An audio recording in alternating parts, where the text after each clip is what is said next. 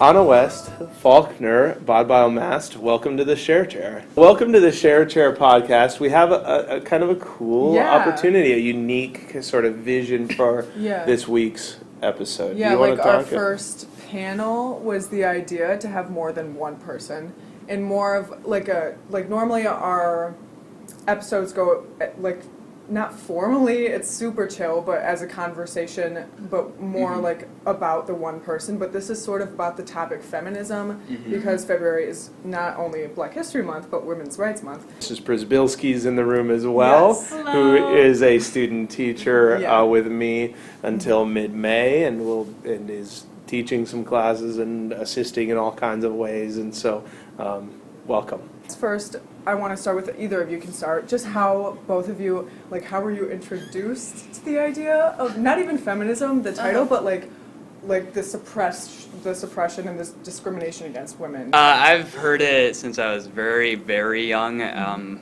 My grandma, she has said to my brother and I, down with the patriarchy, for as long as I can remember. She, I'll probably refer to her a lot. Colleen Bodbyl, she teaches over at East Kentwood High School. So she really introduced me to the idea of feminism. I don't know, formally. Whereas at home, I guess I kind of live in a matriarchal household more because my dad's a little more chill and whatever, and let's do this kind of together. And my mom is the boss at where she works, and I don't know, I've always had female figures in my life, especially people in power, people in the arts, even sciences. My cousins and aunts and uncles are teachers or scientists, and pretty evenly split male and female. So that's how I was introduced in the first place. As for me, I guess I've been like a tiny feminist kind of since birth. In elementary school, I was big on like the whole girl power thing. And like, you know, I always had people telling me growing up, you can be whatever you want if you set your mind to it. And then I guess I've had a pretty lucky existence, but as for like women like being discriminated against, there's definitely like some sexism that goes on that I think most women, if not all, and I realize that I'm a white girl from Spring Lake, I have it pretty good. But even like day to day, you kind of get some of that stuff sometimes, so it's, you know. You say some of the day-to-day. Are you comfortable sharing what that might even be? So, like, I got into the whole feminism thing as, like, an academic interest, kind of in middle school, just because, like, middle school is difficult for everyone. I've always, you know, tried to, like, count myself as a pretty smart kid who makes smart decisions, but I feel like in middle school you internalize a lot of crap. Just like with like body image stuff and like, oh, you know, boys have to like me, and then like, which I like didn't, like it wasn't like a consuming obsession, but like I feel like every middle school girl goes through that in some way. And then feminism, it's like, all right, screw all that basically, like really like academic feminist writers even, and I'm just like applying them to my 13-year-old life, and that was pretty fun. Yeah. Feminism. Me as a feminist, I have to be really conscious of the fact that, you know, I'm white, I live in one of the richest countries in the world, the richest country in the world, and like I have to be really conscious of that. So I really like reading works by Black authors, because February is also Black History Month. So like Toni Morrison, like Alice Walker, like, you know, that interesting intersection of like, because we mentioned that it's Women's Rights Month and also Black History Month. And I feel like that gets pitted against each other so much, like who has it worse, white women or black men? And then there are a bunch of fantastic black women who are like, hey, listen to us. I feel I wanted to prepare for this a little bit more, so I had to research the topic a bit, because unlike Anna, I didn't, as a male in middle school, I guess I had it pretty easy. A white male in middle school at Spring Lake, I had it, I guess, relatively easy, and I can look back and say, wow, I am so fortunate, as a guy especially. So I never, to overcome this ignorance, I didn't really think, oh, I should educate myself on this, yada yada, become academically interested. I just, because I was raised this way in this environment, I suppose it just, I was fortunate enough to view, I don't know, women and men were equal. Just, and I don't want to say that I am perfect at all, because I have met, you know, everyone has slip-ups, from time to time. But I don't feel like I'm as academically invested as Anna is, but I'm willing to learn, I suppose, which I think is That's important. fine. That's a good attitude. I mean, isn't that a good attitude, right? I feel like even as a female feminist, I struggle with that. Like the whole internalized misogyny, that's a real thing. Like I meet a lot of like really great girls who are like empowered and they're intelligent, and then they will just like tear other girls down for the stupidest crap.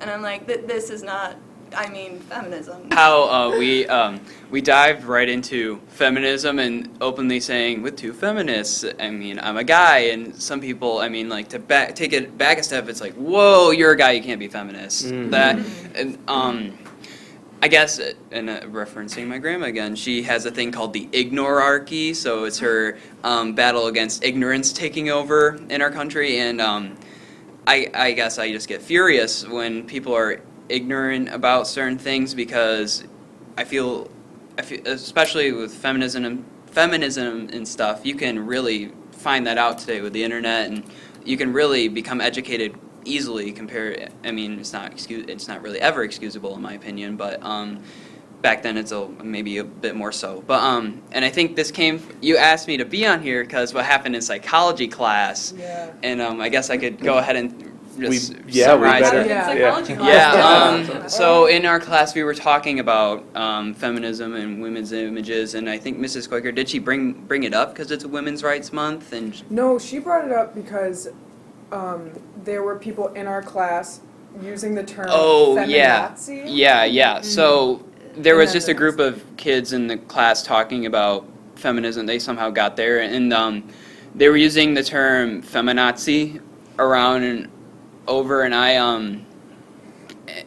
kind of snapped a little bit. One student said, I hate those feminists. That's what he said, something along those lines. I just hate those feminists and those radical feminazis. So those words, those radical feminazis. I just hate them, and it's like, so I think I called them out a little condescending. I said, like, so you hate equality, like you hate that sort of thing, and what do you mean by feminazi? And so Mrs. Quaker very quickly butted in, like, whoa, stop. I was also super intrigued when you said, because, okay, so like as a woman and growing up very early, knowing the term feminism means equality and not that women are better than men, which is I think one of the highest misconceptions, is because, growing up, a lot of men and boys and everything and teenagers just really don't like the word feminist. And so then when I heard you like actually use the correct term and definition, I was like, I have never even met a guy under the age of like 17 to use the correct, like I've met you and I've met you. That's basically it. A feminazi is what? I don't even know. Because wanting your gender to be treated equal is the same as invading Poland, I guess. Yeah. There's this weird misconstruction of feminism where people think that means women are better than men, are superior to, so reversal of the traditionally sexist view. And I think that's where the idea where like feminazi comes in. But that's not what feminism is. That's not what it was ever supposed to be. It's been misconstrued. Yeah. So from the beginning of history to now is called what? Man Nazi? Like, you have to kind of be an activist. You can't say I support feminists and then do nothing. But when you're doing that, you have to be educated about that. how do you gain intelligence? How do the two of you or the three of you or the four of you filter through material to find material that gives progress? Well, I'm still a big fan of books, like do it old fashioned. Like there are a bunch of like great feminist authors. I would like cite Bell Hooks as someone who was super influential on my brand of thinking. And like I'm not even saying that she's perfect, because like Bell Hooks, Gloria Steinem, you go back and it's like some of the attitudes that they had in like the 70s and stuff are different. And so it's like taking those attitudes and then putting them in a modern context. I feel like it's a little bit of common sense. Like you have to feel a certain way about something. Like you have to feel this is right, have like the moral compass, and then you just cross-reference all these things like books and the internet and really personal experience. Like if you're aware of what's going on and trying to like especially after in psychology you watch that video, I don't remember what it's called. The Color of Fear. Yeah, that one. yes, especially for race, like just Oh, and taking then a step back and the whatever misrepresentation. misrepresentation. Yeah, that one. Watching for those things mixed with that's how you learn. That's how you truly learn. I mean, for yourself, but also I think what society is trying to achieve by looking back, present, and I suppose forward with the internet, I guess you could say. Feminism, the straight up definition is equality for both genders. So I think it's important to look at the male's perspective too. And sorry, but like, what's something that could benefit men through feminism, as like an example? We're all better if we're better. If we're working, I mean, I know it's pretty deep thinking, but if we're pushing down ideas, right? Not giving way to feminism, okay, equality. Then we're keeping ideas away. And ideas are what make us better, and they make growth, and ideas turn into production, and production turns into, I mean, if we're pushing a group of people down, okay, women, minorities, racial minorities, whomever, when that's certainly happening, we need people's ideas and thoughts. We will be a better society because of that. What if we're keeping a woman's ideas, a girl's ideas away about solving the cancer, Like solving the cancer. pollution problem, global warming, and that girl's not speaking up, and she's got a good idea. It's just the war. I get shivers of sort of anger about like we're keeping from growth by keeping other people down. A lot of people say that all the time, and that is so true because, I mean, I listen to just classical music, and that is just white males, all of it, except for Ethel Smith and Fanny Mendelssohn. Those are the only two female composers I can name, but I still listen to them, and they're really good. And it's like, I know they can, anyone can write music really well. It's this view of like you're losing power to men instead of gaining like ideas or thoughts or collaboration. It's this idea that, but then my idea is going to mean less instead of we will have a better idea. But do you have any advice or thoughts on what anyone could do to help? Educate yourself. I mean, I know that's been a common theme throughout the conversation. I'm not even saying that you have to go out and be like a scholar on gender studies, but even like one thing that this is like the only thing coming to my mind right now, but James Franco published a list of his favorite books, and they were all white dudes. So like, just be careful with like the media you consume, because we talked about the internet, how do you weed out the bad stuff? And if you make an effort to like read more books by female authors, or like watch more female directed movies, because that's stuff out there and it's great, and that can like help you get that perspective.